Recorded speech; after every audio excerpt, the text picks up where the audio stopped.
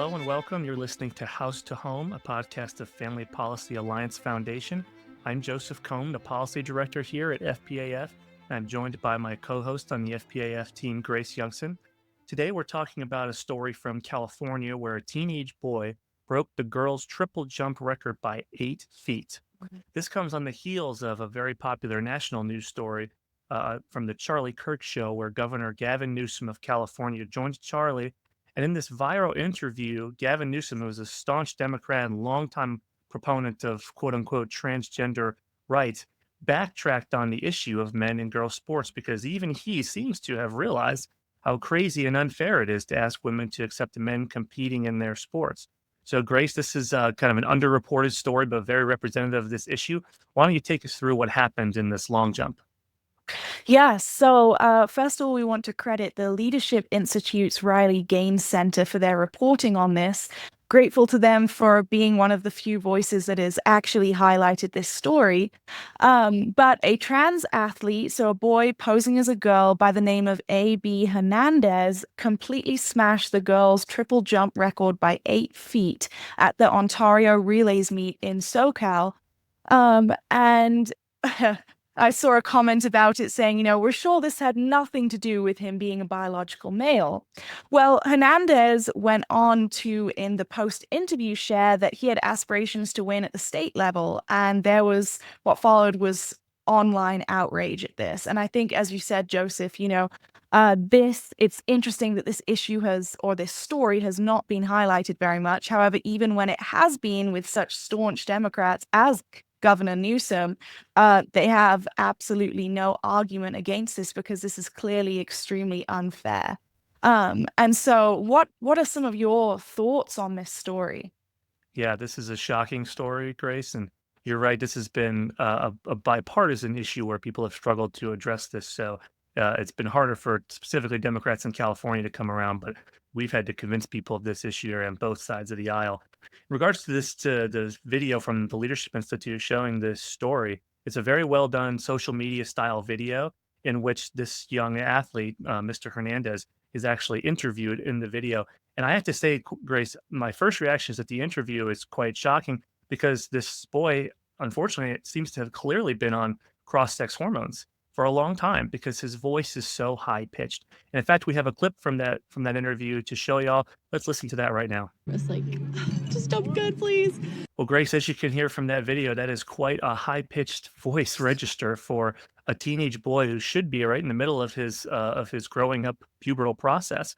And I think that's a very representative clip of just the kind of thing that cross-sex hormones, when they're on for so long, can do to people from either sex. So that shocked me when it stood out. But I want to know what you think. What was your first reaction to seeing this story? Yes, well, I completely agree with what you said. And I think that it's extremely dangerous that we just normalize these effects of these hormones. It's not normal for a young person to be, so far removed from how God created them to be. I think my initial reaction, is girls' sports are not supposed to be a backup option for mediocre male athletes. That's so disrespectful to all the women who have put in so much hard work into training. And I know I'm not an athlete by any means, but I love to run. I'm working towards running a marathon. There's so much self-discipline, so much little wins along the way that you have to fight through with the aim of this end goal in mind, and then to have that completely crushed because of an unfair competition. Girls are far more valuable than being cheated on. It's my first reaction. That's right on. And you see that theme, I feel like, in a lot of these stories of men taking the place of women, where women deserve this spot, they deserve these championships and these opportunities. When men take their place there in those positions, one of the pieces of data we often see is that this man used to compete in the men's divisions, but was usually a mediocre or below average competitor at the male side of the sport. Lydia Thomas is the most obvious example of this, the trans female, which means biological male, swimmer who defeated well-known advocate Riley Gaines in the national championships. Leah Thomas, when he competed for the men's swim team in Penn, was a mediocre men's swimmer. In fact, I think he was one of the bottom ranked men's swimmers in the entire country his last year there out of several hundred NCAA Division One athletes. And as soon as he switches over to the women's side, he becomes the number one ranked swimmer for obvious reasons, because like all men, or most men, I should say, he has obvious physical disparities and advantages compared to his fellow female competitors. So I think this is another story like that, but this one is particularly unique, I think, because the margin is just so wide. I mean, what did it say? He broke the record by 8 feet. Is that right? Yep. Yep. I mean, you don't see margins like that in serious track and field competition, Grace. I've known a lot of track athletes growing up over the years, and you just don't see that. So I think this is just a real example of the problem with denying this very obvious truth and then embracing its inverse, which is a lie, which is that men can become women.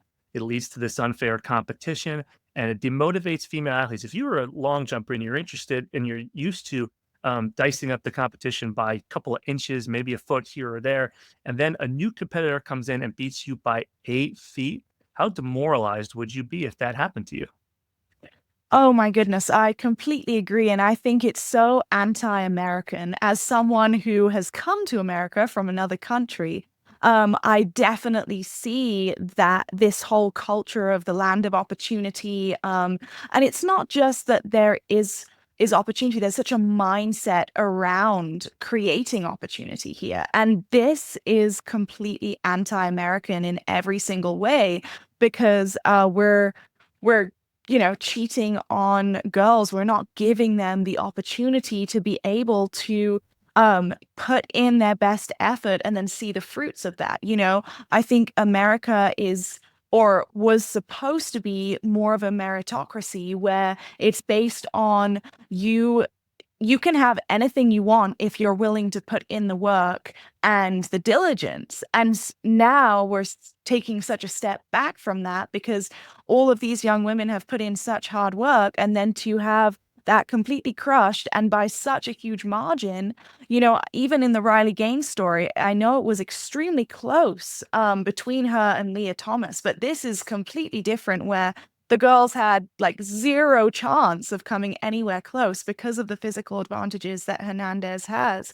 And so I think that's something important to remember, in terms of how this affects family, how this affects the future of America. This isn't just some random story. This is actually, if we allow this, we are going down a path that is complete anti what the forefathers of America fought for.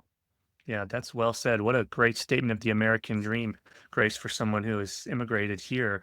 You clearly understand that.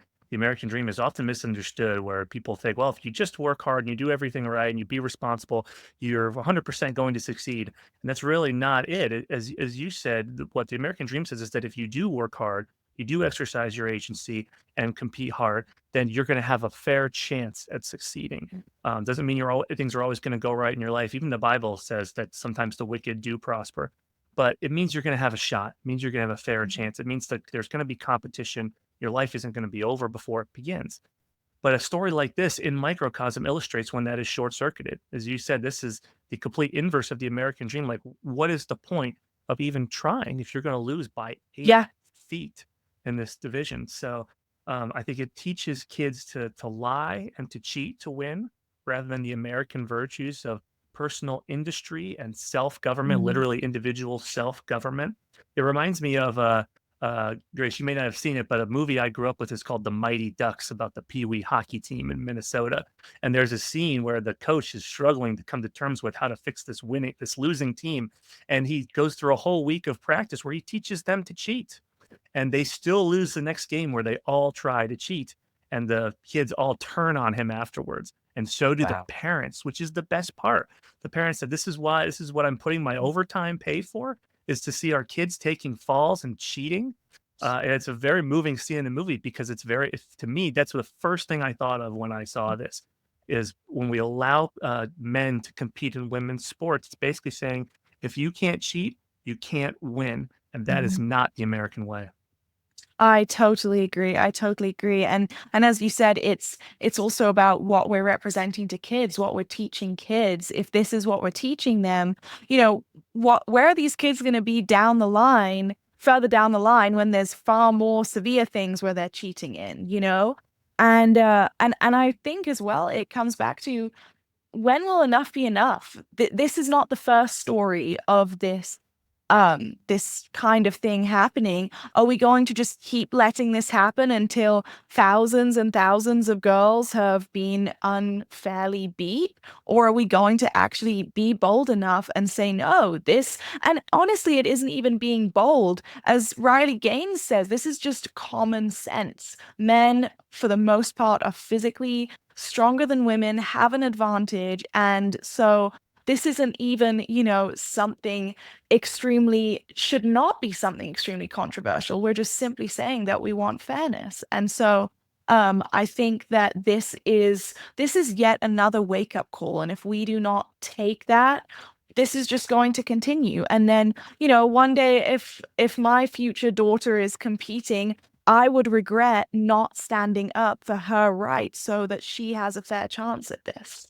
That's well said, Grace. I mean, proponents of allowing men to compete in transgender sports often object to the kind of policies that we try to enact to protect women's sports by saying this doesn't really happen. The numbers are so small, the examples are so small, and essentially they're boiling it down to the argument of you're supposedly inventing a problem. This is the exact justification that a lot of Democrats in the United States Senate used recently when they voted down a national bill sponsored by Senator Tuberville that would have protected women's sports nationwide. And my response to that is you said, Grace, is when will enough be enough? We think one woman that suffers from this is too much. In a world where we pride ourselves on equal rights for both sexes, to have come as far as we have from the suffrage movement to gaining women all of these civil rights, one woman denied their civil rights by a man playing in their sports is too much. So enough, it's been enough for a long time. It's just whether we can get some collective action on it. Unfortunately, we were getting to see that. So I want to move us into a section of this show, Grace, that we always do, which is where we want to give full credence to the counter argument. So our aim for this segment is always to put ourselves in the shoes of the other side and try to state what their argument would be as graciously as we can. And hopefully, if someone who thinks differently from us is listening to this, they'll hear me articulate these arguments, and they'll exclaim, "Yes, that's what I believe." When I'm done. So here it goes. This is where what I've heard from the other side is we as a society are being bigoted and insensitive when we refuse to allow people to compete in athletic competitions according to the gender they identify with. They have a civil right to this. To say that it is unfair to girls for a trans athlete to compete with them is insulting to the girls and feeds into sexist ideology. You're making a bigger deal about trans athletes competing in sports than is necessary. This doesn't happen all that much, and you're inventing a problem. So we've already covered a bit of the last piece of that. I understand where people are coming from there, but at the end of the day, if it was another civil rights issue, we wouldn't rest if one person had been denied their civil rights. So let's talk about the first half of that argument, Grace. I'll just start with one of the points I covered recently with our CEO, Craig DeRoche, on another podcast episode for a different show, which is that the point of competition is that there are rules, hard and fast rules. And those rules are designed for fairness. So Craig and I discussed this, and we agree. We're both big sports people, lifelong sports fans. And we agree that the essence of sports is its competitiveness, its competitive nature, that meritocratic competition. And when you allow boys with immutable physical advantages that cannot be offset by any number of drugs or surgeries, no matter how early in life, when you allow those physical advantages to go forward, it rigs and therefore neuters that meritocratic competition that makes sports so interesting and good. I totally agree. And really that comes back to our discussion earlier about meritocracy and I totally agree with you. If we had sports where there was no competition, I don't think anyone would be interested in watching it. Because what's the point? You're cheering for a person or a team, you're watching the fight, the battle, and it is actually a picture more widely of our lives because we have to compete against challenges that are thrown at us and we have to be strong enough to overcome these things. I even think about, and this is maybe a bigger picture, but if we were ever to be in a world war, how would we fight if we've never learned to compete and fight on smaller scales? And we are in a war right now in terms of culture, in terms of ideology, in terms of protecting kids. And I do think that competition and having that ingrained in society is so necessary for people to understand how to overcome things. When you go out and maybe speak at your city council or something and it's not a favorable response, do you just give up? No. When you're training for a competition, it's the same way. You may have and you will have bad training days. Your body's just feeling weak, whatever it is. Do you just walk away and say, "Oh, I give up. I had one bad day"? No, you have the vision in front of you, you push through.